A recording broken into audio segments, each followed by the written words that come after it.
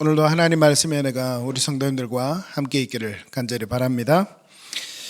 2주 전에 폭설이 내리던 날 밤이었습니다. 1월 둘째 주일 예배 녹화를 마치고 그 뒤에 집에 돌아갈 때 택시를 탔던 적이 있었습니다.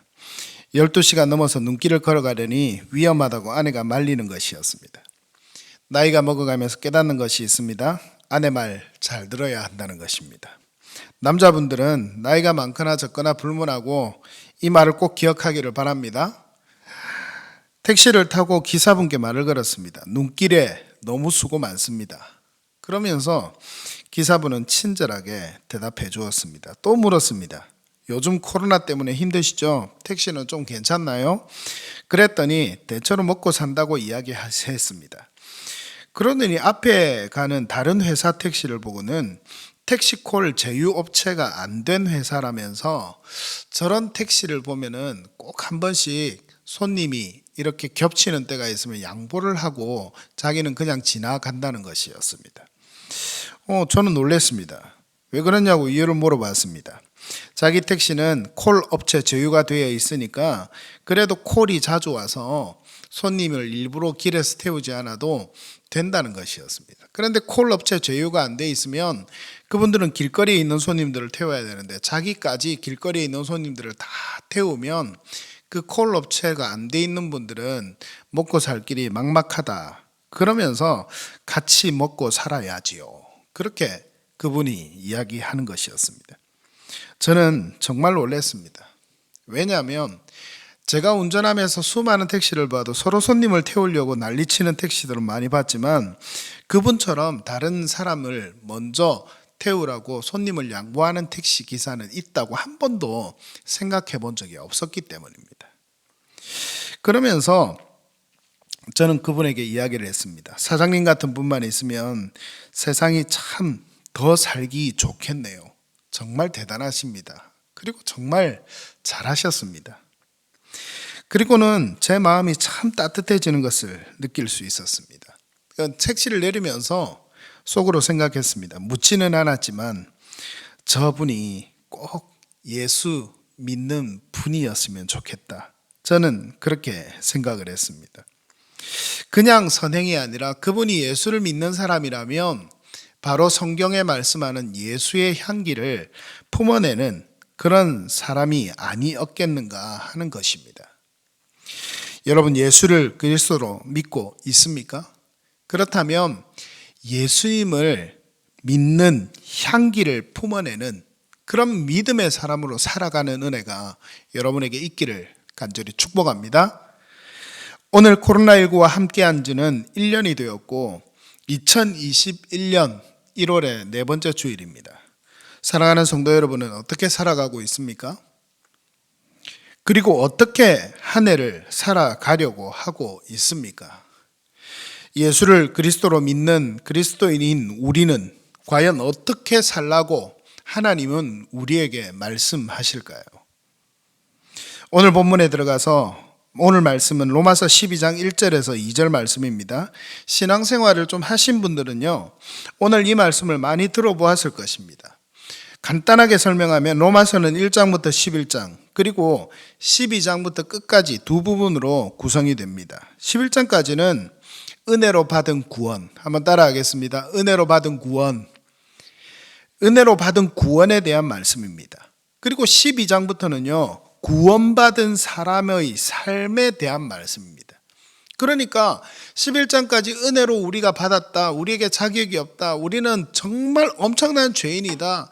그런데 예수 그리스도께서 하나님께서 은혜로 우리를 구원해 주셨다, 그것을 믿는 자들에게 선물로 주셨다, 이것을 말씀하는 거예요. 그리고 12장에는 이제 이 구원받은 사람들은 어떻게 살아가야 하는가를 한 부분 한 부분 이야기하고 있는 시작점이 바로 이 12장입니다. 여기서 반드시 우리는 기억해야 될 것이 있습니다. 하나님은요, 구원받으면 우리 신앙의 삶은 거기까지가 끝이라고 말씀하신 적이 한 번도 없다는 사실입니다. 여러분 믿으시기를 바랍니다. 여러분 기억하십시오. 구원받기만 하면 거기서 신앙생활이 끝나는 것이 아닙니다. 하나님은 그의 아들 독생자 예수 그리스도를 구원받아야 할 나를 포함한 이 땅의 모든 사람들을 위해서 보내셨습니다. 그리고 왜냐하면 죄에 대한 반복적인 제사가 아닌 영원히 용서받는 죄사를 위해서 아무 흠도 없는 하나님이 이 땅 가운데 오신 것입니다. 그리고요, 나를 위해, 우리 죄인들을 위해 십자가에서 제물이 되어 피 한 방울 남김없이 다 쏟으셨습니다. 그리고 그 피가 내 죄를 대신해서 흘리는 피라는 것을 믿고 그 예수님을 마음으로 믿고 고백하면 구원의 은총을 받게 되는 것입니다. 할렐루야. 여러분, 이 은혜가 우리 안에 있습니다. 그런데요, 거기서 끝이라고요? 아닙니다. 거기서 끝이 아니라는 것입니다. 다시 죄의 종으로 살지 말고 거룩하게 살라고 하셨습니다. 즉 하나님 나라의 백성으로, 하나님 나라의 자녀로 우리를 불렀으니 하나님 나라의 백성이요 하나님의 자녀답게 살라, 이렇게 말씀하는 것입니다. 하나님의 나라의 백성으로 하나님의 자녀로 불렀으니까 너는 이제 마음대로 살아라, 하나님이 그렇게 우리에게 말씀하시지 않는다는 거예요. 하나님 백성답게, 하나님의 자녀답게 살라, 이 말씀이 바로 로마서 12장부터 시작되고 있는 것입니다. 그런데 12장 1절에서 2절은 그 이후에 이어지는 모든 말씀의 가장 핵심적인 부분을 함축해서 이야기합니다. 12장 1절의 앞부분을 제가 읽겠습니다. 그러므로 형제들아, 내가 하나님의 모든 자비하심으로 너희를 권하노니. 이 말은요, 앞에 11장까지 말한 내용, 즉 바다까지 죄인이요 우리 스스로 구원할 수 없는 존재인 우리를 살리신 그 크고 넓고 깊으신 하나님의 자비하심, 그 모든 자비하심으로 너희를 권한다. 너 권한다라고 하지만 실제로는 명령한다, 이것이나 다를 바가 없는 내용입니다. 그 모든 하나님의 자비하심으로 너희에게 명령한다. 너희 몸을 하나님이 기뻐하시는 거룩한 무엇으로 드리라고요? 산 제물로 드리라. 이것이 너희가 드릴 영적 예배다, 이렇게 말씀하시는 거예요. 솔직히 로마서 12장 1절부터 2절 말씀은 저희 교회 성도들은 벌써 한 2번 정도 설교를 했더랬습니다. 그런데 그 2번 정도 설교한 내용과 오늘 설교는 또 다릅니다. 그래서 저희 교회 성도들도 다시 한 번 더 잘 듣기를 바랍니다. 그리고 다른 어떤 성도들도 이 말씀을 정말 잘 기억해야 합니다. 바울은 앞선 로마서 3장에서 인간의 타락성에 대해서 분명히 말합니다. 뭐라고 말하는지 한번 들어보십시오. 우리의 몸을 통해 속임을 말하는 혀와 독을 퍼뜨리는 입술, 저주와 악독이 가득한 입, 피 흘리는 데 빠른 발, 하나님으로부터 돌려버린 눈, 이렇게 바울은 사람의 악한 모습에 대해서, 인간의 타락성에 대해서 말합니다. 반대로 기독교적 신성함은요, 기독교적 신성함은 몸의 행위들에서 나타나는 것을 우리는 또 알고 있습니다. 발은 하나님의 길에 행하고, 입술은 거짓이 아닌 진리를 말하고 복음을 선포하고 하나님만 찬양하고, 우리 혀는요 치유를 가져오고, 우리 손은 연약한 자, 타락한 자들을 일으켜 세우고, 우리의 팔은 다른 사람들을 감싸 안을 것이고, 우리 귀는 가난한 자들의 부르짖음을 들을 것이요, 우리의 눈은 겸손하고 끈기 있게 하나님을 바라볼 것입니다. 그것이 바로 하나님께서 우리에게 말씀하시는 겁니다. 거룩한 몸으로 요리하고 청소하고 타이핑하고 수선하는 일 같은 일상생활에 많은 일을 행할 것입니다. 이것이 바로 우리가 드려야 하는 영적 예배, 합당한 예배인 것입니다. 짧은 설교 시간을 통해서 긴 1시간, 2시간의 강의가 아니기 때문에 여러분에게 함축적인 내용만 전하기 때문에 이 내용이 다 전달이 되는지는 제가 잘 모르겠습니다. 그러나 여러분 분명히 기억하십시오. 사랑하는 성도 여러분, 기억하십시오. 하나님께서 받으시기에 합당한 예배는 내적이고 추상적이고 신비적이기만 한 예배가 아니라는 사실입니다. 다시 한 번 더 말씀드립니다. 하나님께서 받으시기에 합당한 예배는 내적이고 추상적이고 신비적이기만 한 예배가 아닙니다. 그것은 우리 삶 속에서 우리 몸으로 행하는 구체적인 행위로 표현되어야 하는 것입니다. 말과 행동이 예배로 드려져야 합니다. 이것이 구원받은 하나님 나라의 백성으로서 우리가 가져야 할 자세입니다. 이런 은혜와 결단이 저는 여러분에게 있기를 오늘 이 말씀을 통해서 간절히 원합니다. 여러분, 하나님의 은혜 안에 우리의 삶을 들여 예배하겠다, 우리의 몸을 들여 산제물이 되어 내가 예배하는 삶을 살겠다, 그런 결단과 은혜가 여러분에게 있기를 간절히 바랍니다. 계속해서 2절은 이 살아서 삶으로 드리는 영적 예배가 더 구체적으로 어디서 시작되는가를 말해주고 있습니다. 그것은 우리의 마음입니다. 한번 따라하겠습니다. 우리의 마음, 우리의 마음입니다. 2절에서 자세히 보면 두 부분으로 나눠집니다. 그 한 부분은요, 너희는 이 세대를 본받지 말고 오직 마음을 새롭게 함으로 변화를 받으라. 이게 한 부분이고요. 두 번째는 그 뒷부분, 하나님의 선하시고 기뻐하시고 온전하신 뜻이 무엇인지 분별하라, 이겁니다. 여러분은 구원받은 사람입니까? 그렇다면 여러분은 하나님 나라의 백성입니다. 축하합니다. 그러면 여러분이 하나님 나라의 백성이라는 것은 여러분의 왕이 누구라는 겁니까? 여러분이 살고 있는 나라의 왕이 누구라는 겁니까? 바로 하나님입니다. 하나님이 우리 왕이십니다.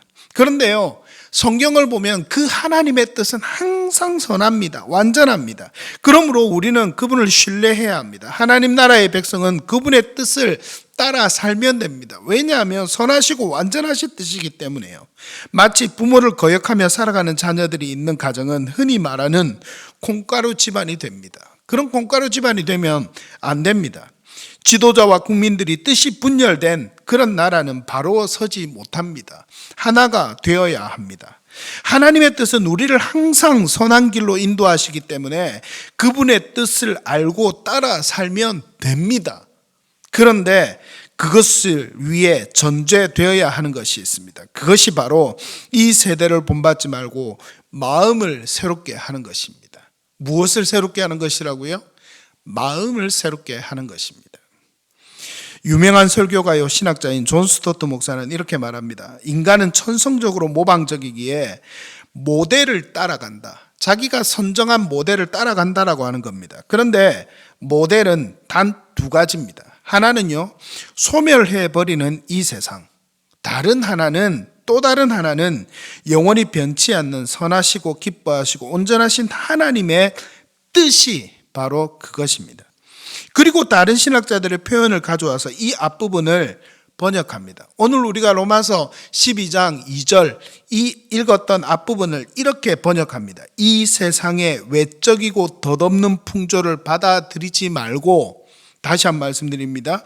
이 세상의 외적이고 덧없는 풍조를 받아들이지 말고 너희의 가장 내부의 본질에서 변화를 받으라. 이렇게 말합니다. 가장 내부의 본질이 두 글자로 뭡니까? 바로 마음입니다. 유명한 신학자 달라스 윌라드, 그가 쓴 마음의 혁신이라는 책이 있습니다. 이 책을 시작하는 서두에 마음에 대해서 분명히 말합니다. 뭐라고 말하는가 하면 우리는 마음으로 산다. 우리 삶을 관리하고 조정하는 부분은 육체가 아니다. 아무리 부인해도 불변의 사실이다. 이렇게 마음의 중요성에 대해서 이야기합니다. 펜인가 제자인가를 쓴 카일 아이들먼 목사는 그가 이것을 적용하기 위해서 쓴 책이 오늘 제자로 살기라는 책을 썼습니다. 제 책장에서 꺼내서 읽어보는데 75일간 하루에 한 챕터씩 읽고 따라가면 펜이 아닌 제자가 되어가는 그 과정을 하나하나 묵상하면서 걸어가기 위해서 실천편으로 낸 책이 바로 이 책입니다. 그 책 중에요 15챕터의 묵상글의 제목이 뭐냐면 내 마음속 예수의 모습은 이라는 글입니다. 이 안에 예수님을 잘 따르지 못하는 사람들과의 잦은 대화 속에서 이 카이들먼 목사님이 경험하는 것이 있었습니다. 그게 뭐냐면 그들 안에도 예수님을 위해 살고 싶은 마음을 갖고 싶은 마음, 그들 안에도 예수님을 위해 살고 싶은 마음을 갖고 싶은 마음이 있더라는 겁니다. 그런데요, 하지만 마음뿐 피곤과 낙심과 패배로 얼룩진 신앙의 삶에서는 그 마음속에 예수님을 표현해보라 이야기를 하니까 제대로 그려내지를 못하는 거예요. 권위적인 예수님, 심판하는 예수님, 그런 예수님만 그들의 자화상 안에서 그리고 있는 것을 볼 수 있었습니다. 그러면서 이 목사님은 이야기합니다. 뭐라고 말하는지 한번 들어보십시오. 다행히 신약 성경이 그리는 예수님은 전혀 다르다. 예수님은 진리만이 아니라 은혜로 충만하신 분이다. 우리를 정죄하기보다는 우리를 변호하시는 분이다. 믿을 만한 길잡이이시고 죄인들의 친구이시며 양들에게서 한시도 시선을 떼지 않는 목자이시다. 이렇게 목사님은 이야기를 합니다. 사랑하는 성도 여러분, 여러분은 마음속에 예수님을 어떻게 그리고 있습니까? 여러분이 마음에 예수님을 어떻게 두고 있는가 하는 것입니다. 한 가지 더 해본다면, 더 나아가서 여러분의 마음속에 예수님이 계십니까? 아니면 다른 것이 자리 잡고 있습니까? 예수님이 여러분을 변화시킬 수 있겠습니까? 인본주의, 물질 만능주의가 창궐하고 있는 세대가 바로 오늘날 이 세대입니다. 육체와 오감의 쾌락만을 쫓아가는 이 세대를 본받지 말고 주님은 우리에게 말씀하십니다. 하나님은 우리에게 말씀하십니다. 사도 바울은 로마에 있는 성도들에게 이야기합니다. 뭐라고 이야기하는가 하면, 이 세대를 본받지 말고 마음을 새롭게 함으로 변화를 받으라. 이렇게 바울은, 하나님은 우리에게 말씀하고 있는 것입니다. 이 말씀이 깊은 도전이 되시기를 간절히 축복합니다.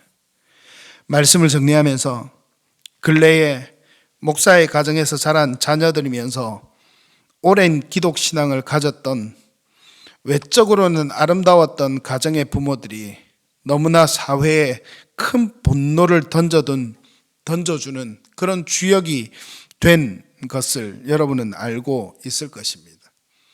이 아이를 죽음에 내몰았던 그 부모님의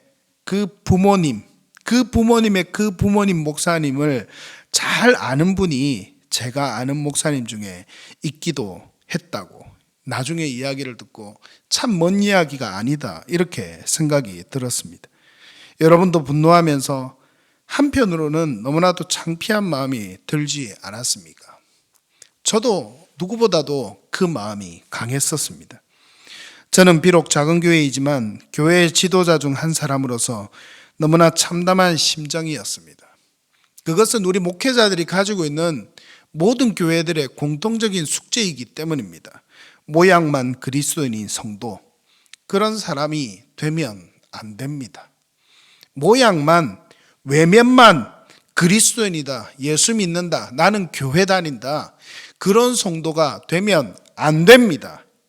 작은 교회를 시작한 제 마음이 바로 이런 마음이었습니다. 성도 한 사람 한 사람을 마음을 늘 새롭게 하며 변화되어 하나님의 뜻을 분별하며 자신의 몸을 산제물로 드리며 영적 예배를 드리는 삶을 살아가는 진정한 믿음의 사람으로 세우는 것, 그것이 바로 작은 교회를 시작하는 제 마음의 핵심적인 가치였습니다. 여러분, 오늘 말씀을 통해서 반드시 기억하시기를 바랍니다. 하나님은요, 우리 삶이 예배가 되는 것을 원하고 계십니다. 우리 삶이 그냥 우리가 모였을 때 한번 예배드리고, 지금 이 시간에도 어쩌면 영상으로 드리는 예배를 통해서, 영상으로 예배를 드리면서 한 번쯤 내가 은혜 받고 눈물을 흘리고 만족하고 마치 영화를 보는 것 같이 카타르시스하고 그렇게 마치는 분들이 혹 있을지 모르겠습니다. 하나님은 거기서 멈추는 것을 결단코 원하지 않는다라고 하는 것입니다. 제가 매주 지금 우리 교회 청년들과 함께 큐티 학교를 하면서, 영상을 통해서 큐티 학교를 하면서 강조하는 것이 바로 그것입니다. 하나님의 말씀을 내 삶에 적용거리가 반드시 있게 만들라. 주일 말씀도 듣고 나면 그 말씀을 따라서 실천해야 될 것이, 내 삶을 변화시켜야 될 것이 무엇이 있는가? 감정적으로만 만족하지 말고 다시 한 번 더 묵상하고 씹어서 소화시켜서 반드시 그게 내 삶 가운데 자리 잡도록 해야 한다. 그것을 저희 교회 성도들에게 늘 나누고 있습니다. 여러분 기억하십시오. 다시 한 번 더 말씀을 맺으면서 여러분에게 강하게, 정말 간절하게 말씀드립니다. 하나님은요, 우리 삶이 우리가 드리는 어떤 일정한 시간만 예배가 되는 것이 아니라 우리 삶이 그 삶 자체로 예배가 되는 것을 하나님은 원하고 계십니다. 그렇게 되어야 합니다. 그래야 우리 성도가 이 세상의 빛으로 살아갈 수 있습니다. 이것을 기억하며 믿음으로 승리하는 여러분이 되시기를 간절히 축복합니다. 함께 기도하겠습니다. 살아계신 아버지 하나님, 감사합니다. 하나님의 은혜 속에 나는 그리스도인이다, 이렇게 믿음으로 고백하며 살면서도 우리의 삶을 돌아보고 우리의 마음을 돌아보면 우리의 마음에는 여전히 예수님이 없고 다른 것으로 가득 차 있고, 그래서 하나님보다는 오히려 예배드리는 시간을 제외하면 오히려 세상을 또 벗삼아 살아갔던 그런 우리의 삶이 많이 있었던 것, 이 시간 하나님 앞에 고백합니다. 살아계신 아버지 하나님, 은혜 내려 주옵소서. 우리 삶이 예배가 되기를 원하시는 하나님, 내 말과 내 행동과 내 발이 가는 것과 내가 말하고 행동하는 모든 것 하나하나를 통하여 다 하나님께서 영광 받으시기를 원하시는 산 제사가 된 그 영적 예배를 드리기를 원하시는 그 하나님의 뜻을 깨닫게 하여 주시고, 오늘 다시 한 번 더 결단하오니 하나님의 은혜 속에 나아가는 우리의 삶이 되도록 도와주시옵소서. 한 해 동안 그렇게 믿음의 길에 굳건히 서는 우리 성도들 한 사람 한 사람 되게 하여 주옵소서. 코로나19가 지나가며 한국교회와 성도들이 많은 어려움을 당하고 있습니다. 하나님, 그러나 처한 환경에서 최대한 하나님의 은혜 속에 거할 수 있는 축복과 은혜를 더하여 주시고, 늘 하나님의 은혜 속에서 하나님과 함께 믿음으로 전진하는 믿음의 삶을 멈추지 않도록 하나님 은혜 내려 주시옵소서. 한 주간의 삶도 하나님께 의탁합니다. 무엇보다 건강하게 하시고 성령 충만한 믿음의 삶을 살아가도록 은혜 더하여 주옵소서. 예수님의 이름으로 기도드리옵나이다. 아멘.